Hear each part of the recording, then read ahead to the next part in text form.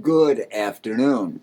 We are living in Novueval times, and I am running for president, Matt, MAT 2024.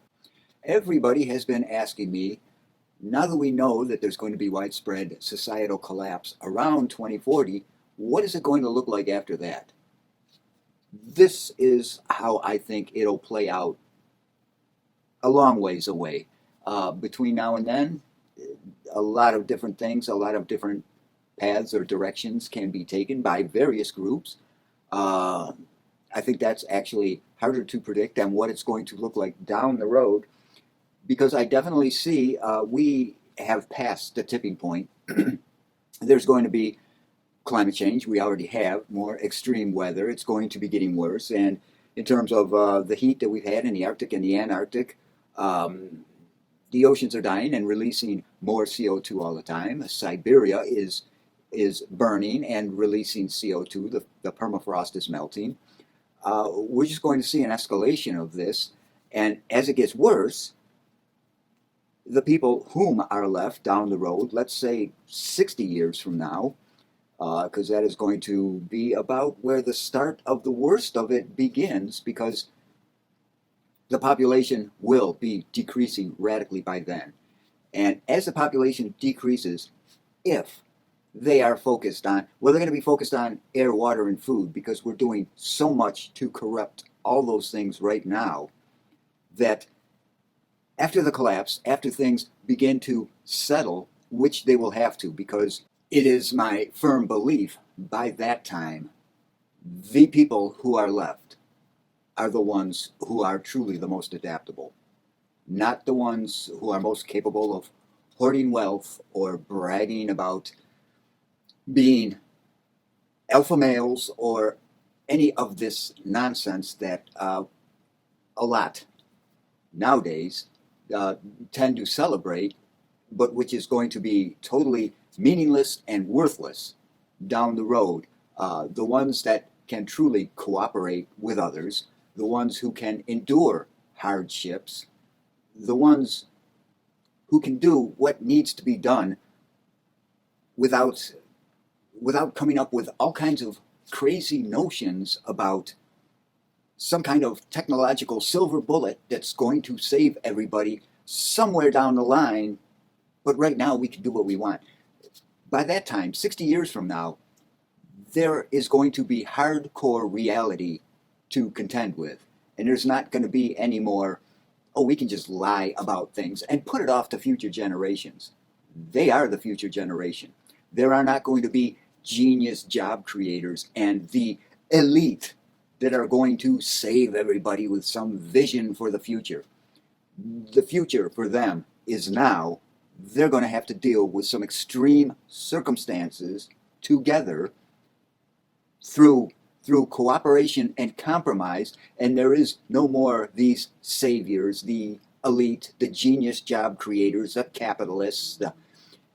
There's not going to be any of that. In my opinion, there are not going to be warring factions, and there are not going to be the powerful oppressing others for labor or whatever.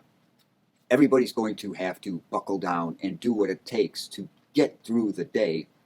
Nobody's going to be hoarding resources because they are whatever we're calling them nowadays that allows them to hoard stuff at the expense of everybody else.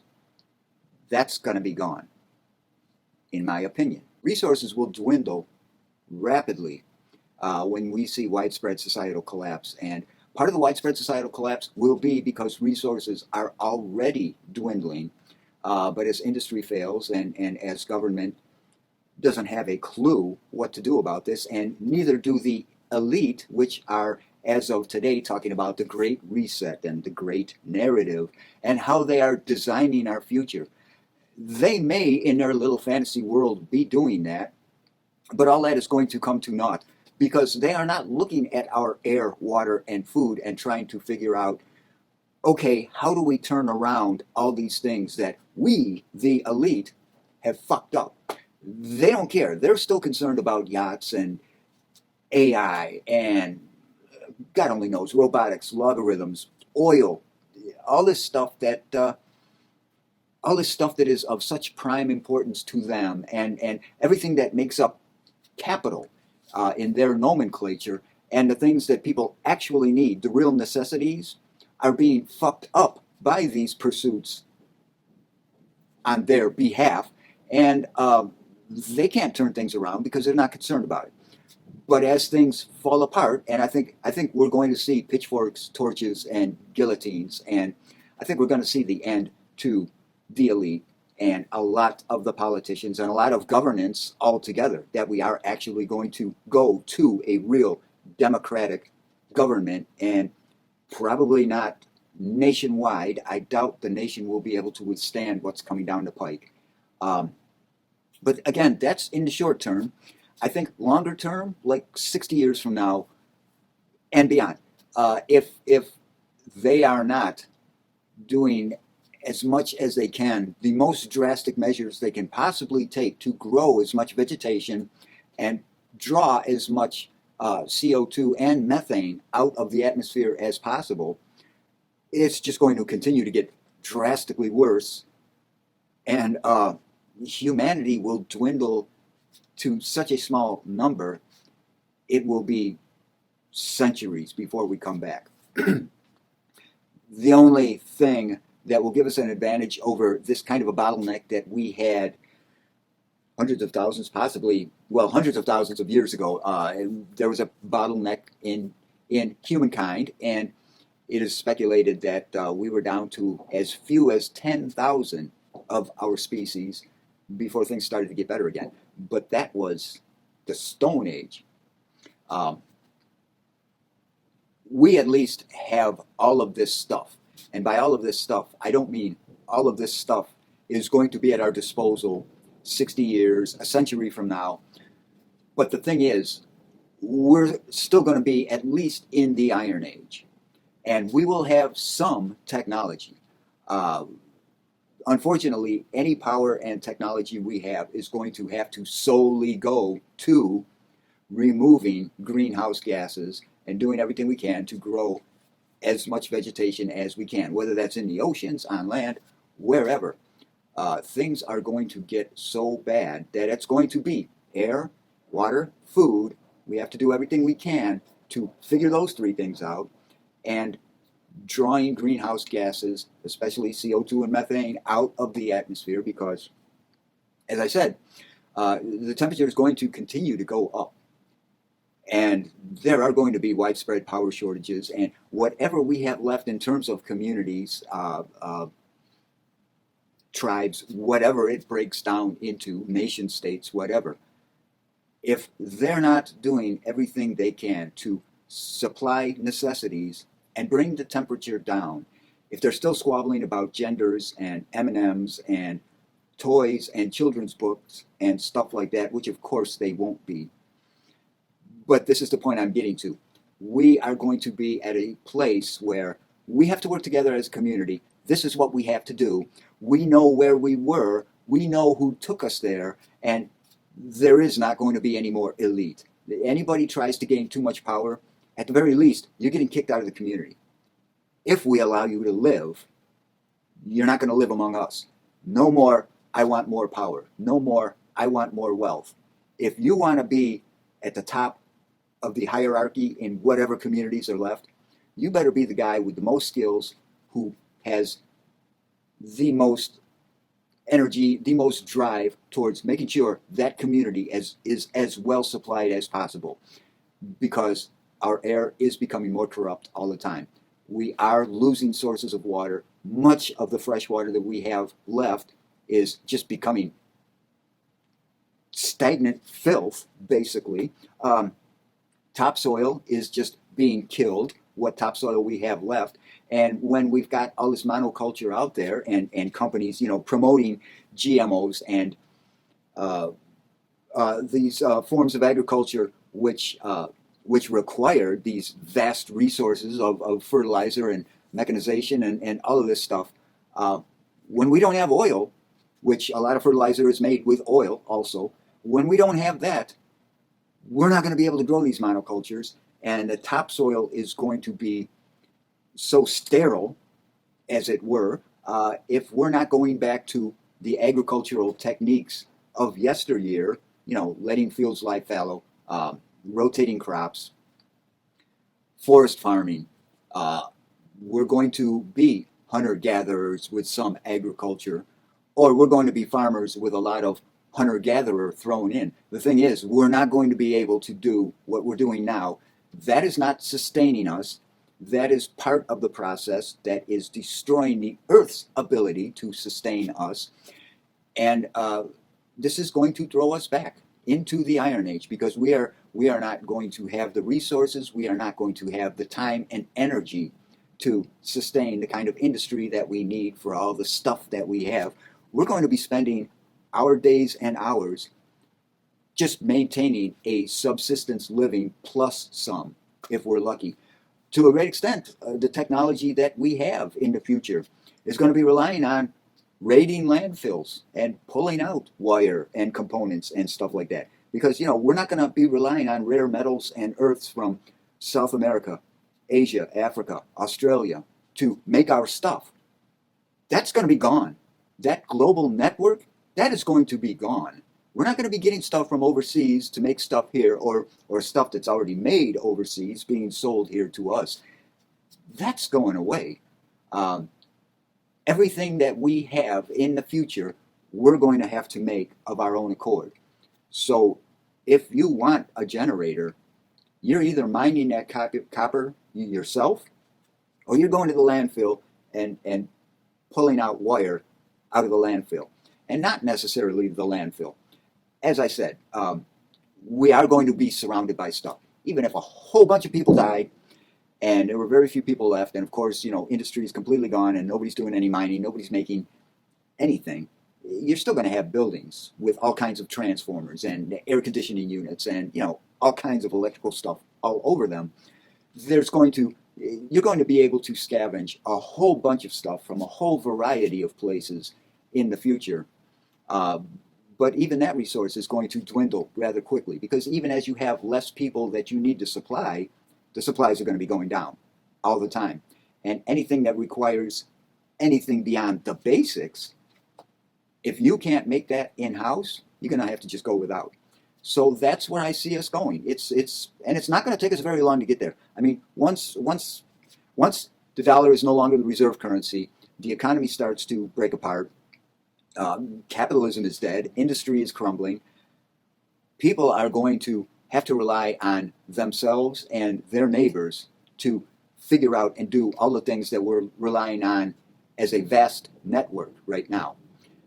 And a lot of people will be able to do that, but they're going to have to do it with a lot less stuff.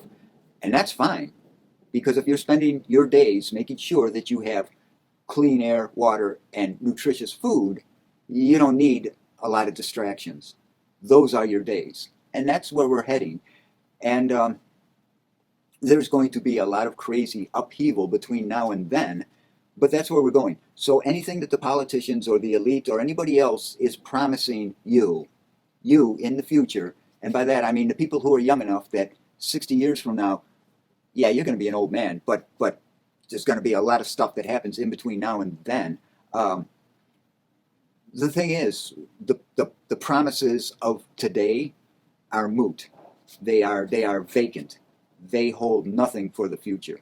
Nothing anybody says today has any bearing on what you're going to be dealing with in the future. So you got to get psychologically right. You got to build communities. You have to approach and live life differently than what we're trying to do here and now, because what we're trying and actually doing here and now is basically destroying the hope of this kind of a lifestyle for anybody in the future. Unfortunately, it's kind of ironic, this whole, well, isn't this great? Aren't we the greatest society ever? Look at all this stuff we have. All this stuff that we have is destroying people's chance of having stuff like this in the future. And I could go on and on and on, but I've already broached about 17 different topics, as it were. I will have to make a whole series of other videos to cover all that stuff. I wanted to go far into the future and just say what it's going to be like. But the temperature is going to continue to increase incrementally. We're going to have extreme weather events, and that is going to get worse. much more than the temperature. Because the temperature going up a little is going to be hell as it is already. But you know, having to suffer a couple of more degrees in the summer is nothing compared to having to deal with a tornado, for example. You know, that could just really ruin your day. But you know, we're going to see that kind of stuff. I mean, we're going to see wildfires and droughts and floods and tornadoes and worse hurricanes and all that kind of stuff here and there, but more and more. And it is going to tear societies apart. Aside from the political turmoil that we're suffering, which is so goddamn boneheaded, stupid. But yeah, we are definitely the pansiest, weakest people right now in terms of our potential and what we could be like and how we actually think and behave. And it is just so discouraging. But that's where we're at. But yeah, things are going to get crazy bad for a while until they settle down into this. Okay, now we know what we just went through. We know what they had for decades and centuries before that. This is where we're at now. We need to do things differently. Air, water, food. Let's draw heat out of the environment. And that's it. That's where you're at. And I'll make some videos about what I think is going to take place between now and then, which I'm going to say 80 years down the road, somewhere between 60 and 100. But it is going to get to a point where so much crazy stuff has happened. There have been so many displaced people and communities. There's been so much havoc and chaos, and the population has gone down enough, and there's been enough environmental damage that people are now at the point of, okay, no more, you own a lot of stuff, and the rest of us have to suffer.